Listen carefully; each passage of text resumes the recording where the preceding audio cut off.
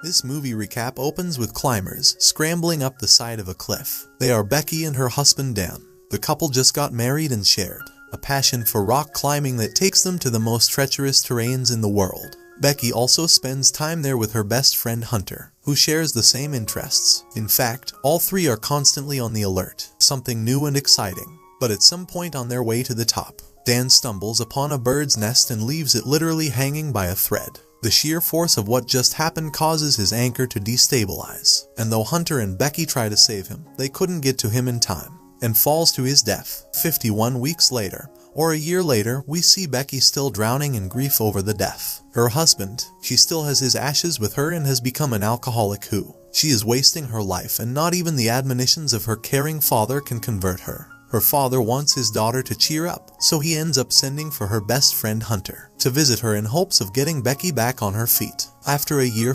Hunter tries to convince Becky not to do exciting things together. Join her as she climbs the abandoned TV tower, Tower B67, about a 6-hour drive away. Hunter suggests Becky sprinkle Dan's ashes from above to let him go. In the following situations, keep Becky motivated. Hunter also reminds her of what Dan said about facing fear in life. Although initially reluctant due to her trauma, Becky changes her mind, warning when she remembered that Dan would want her to seize the moment. On the way, the two stop at a restaurant to talk about their lives. This is Becky. They finally find out that Hunter is now working as an online show host. Interrupting their conversation, a waitress appears, so they decide to ask if she knows where the infamous TV tower is located. The waiter then points to a red dot in the sky, because apparently the tower emits a red light at night to prevent planes from crashing into it. Since the waiter said Becky's phone can't be charged for free, Hunter shows her a makeshift charger that allows her to charge her phone anywhere if she plugs it in to the power source. Afterwards, they both decide to rest at a nearby motel, and that night, Becky has a nightmare that starts with Dan sleeping next to her. The dream begins with a past memory. She tries to get him to say "I love you," but instead of saying it, he says the numbers 143. And then suddenly blood starts seeping through the blanket. Becky wakes up Hunter, who is awake and ready in the car to start their exciting day. After Becky climbs in, Hunter starts filming while driving for her online show, which is reckless, an act that almost gets them run over by a passing truck. However, the two best friends just end to share it, laugh, and continue on their way, proving that they are already in their crazy mode. They are forced to park at a locked gate and a no trespassing sign.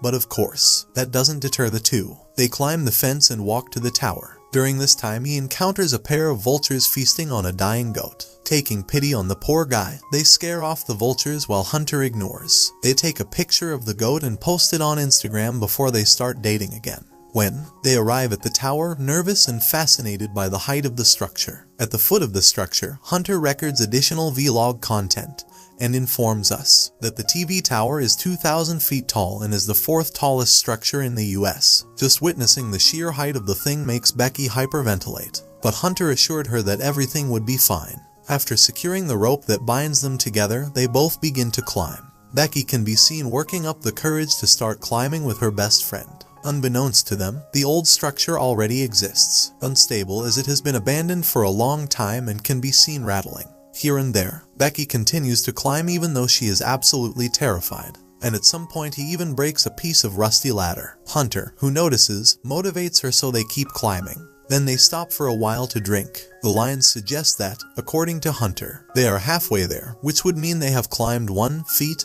or height. Eiffel's Tower. At the moment they are so high that the wind is blowing really hard. They finally reach the first ledge. After climbing in 800 feet ladder inside a steel cage, they will continue to climb the 200 feet external ladder. Becky climbs the ledge and inevitably witnesses how high it is, a sight that visibly unsettles her. But with Hunter's constant encouragement, he climbs on. Here, Becky's anxiety continues to flare up when pushed to the absolute limit. They then pass through the satellite dish and climb the tower. At some point, Hunter starts making fun of Becky, shaking the ladder. Unbeknownst to them, the bolt on the ladder comes loose. The two eventually, after all their anxieties, arrive at another ledge at the very top. Getting this far is undoubtedly exciting, so even Becky is happy, with her best friend who pulls out her drone and starts filming the view around for her vlog. Of course, Hunter doesn't stop there. He hangs on the ledge and asks Becky to take her picture. Right after, he also asks Becky to do the same, and in spite of her, After initial hesitation, Becky finally agrees and hangs from the ledge while holding on to Hunter. Despite the uncertainty of it all, the two are miraculously not dead yet, and Hunter proudly hugs her best friend for overcoming her fear. Next, it's time to make a big gesture. Becky takes out Dan's ashes and he spreads it out into the wind, and the two share a heartfelt moment remembering Dan. Now that it's over, they're ready to come back down. He stuffs all his things back into his pack and puts on his harness, and Becky goes first. But this time things escalated quickly when disaster struck. The old ladder finally breaks and Becky is lifted into the air. Hunter is asked to wrap the rope around a small pole to gain some leverage, and slowly pull Becky back up. Meanwhile, along the entire length, the ladder is now torn from the main pole and is sent crashing to the floor behind Becky. Once Becky returns, she and Hunter share a relieved laugh, but it doesn't last long. Realizing that the ladder is now gone, making it impossible for them to climb down, they try to check their phones, but of course there is no signal that far away.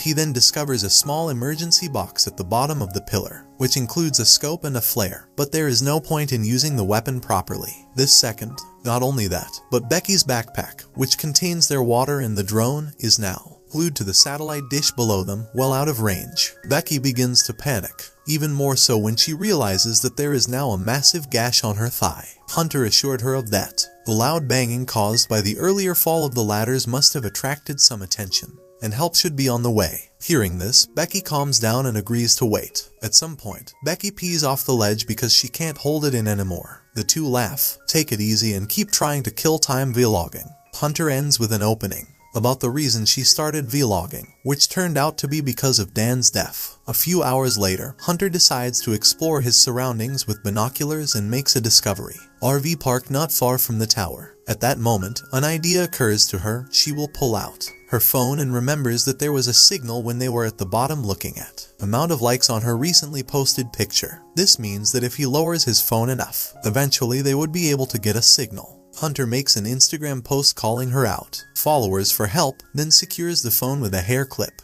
Then he lowers her with a rope, but they still don't hear the clink that indicates it has been published. Hence the crazy Hunter. He decides to hang himself down the remaining ladder, but unfortunately it still doesn't come. Immediately, Becky comes up with the idea of simply dropping the phone, but so that it doesn't break, they tuck her into Hunter's shoe and stuff her with socks and a push-up bra before letting her down. By chance, Becky notices the tattoos on Hunter's legs, and at the same time, Hunter sees a guy and his dog standing right below, though he seems to be busy. Call. Hunter and Becky continue to yell before Becky makes up her mind. He threw her shoes away hoping she would notice, but he doesn't and starts walking away. Becky pulls out a flare and is about to fire it, but Hunter tells her to wait, because apparently there are people with their caravan parked not far from the tower, so they should wait until sunset to detonate the flare. While they wait, Becky passes the time by browsing. He is watching old videos on his phone and notices a strange clip he sees in it. Hunter glares at her and Dan jealously.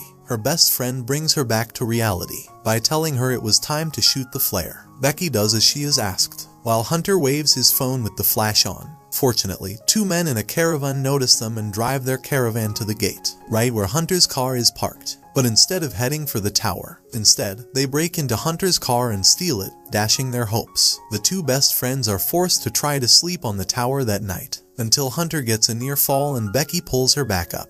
It is here that Becky points out the tattoo she just saw on Hunter's bare feet, which contains the numbers 1, 4, 3 of which are the numbers Dan always said whenever Becky asked him to say, "I love you." This leaves Hunter with no choice but to confess that he and Dan had an affair. In the morning, the two are stuck in an uncomfortable tension, so Becky begins asking for more details about the affair, prompting Hunter to apologize profusely and insist that she fell in love with Dan. However, just before that, she decided to end the romance, Becky and Dan's wedding, because she felt guilty and values their friendship more. Soon after, the alarm on Becky's phone goes off, marking 24 hours since they were stranded. Here, this makes it clear to them that no help is coming, and Becky begins to wish for it. They had their drone with them, but it's stuck in their backpack on a satellite dish. Maybe he wants to make up for his past mistakes. Hunter finally decides to go down and get his backpack. He anchors his carabiner around the pole and begins to descend. Unfortunately, she fails to achieve this, because he is a reckless daredevil. He hangs himself from a rope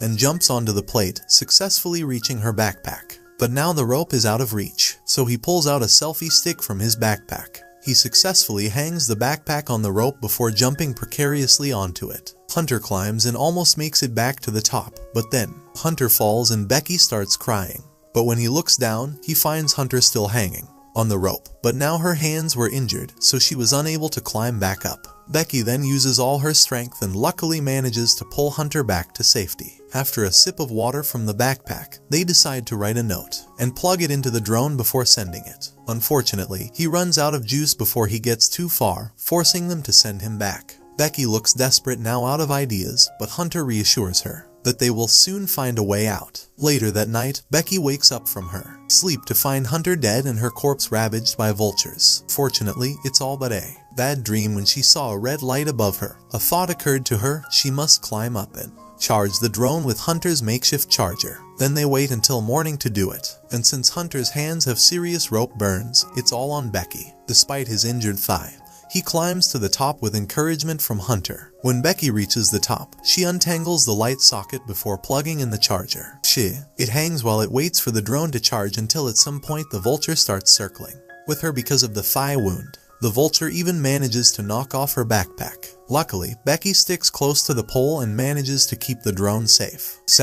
Once fully charged, Becky slides back down and regurgitates her guts. Now they have to wait for the restaurant to open to send the drone there. But due to lack of food and exhaustion, Becky tries not to pass out. Hunter helps her wake her up by conversing with her until it's time for them to send the drone. They stick the note on the drone again and send it flying to the restaurant. Again, it's a shame that he gets hit by a passing truck just before reaching the finish line. They hopelessly watch the day pass until Becky declares that she cannot survive any longer. Day out here, but Hunter reminds her to stay strong. Realizing that her best friend was right, Becky asks Hunter for her other shoe so she can drop the phone this time, because it's the last thing they can do. Well, this time Hunter says no, because as it turns out, Hunter was never there with her the whole time. Yes, that's right, folks. Hunter actually died moments ago when she fell after picking up her backpack, and her dead body now lies on a bowl below it, being eaten by a vulture. A heartbroken Becky has been alone all along, but instead of admitting it, she conjures up a delusion of her best friend so she doesn't feel so alone.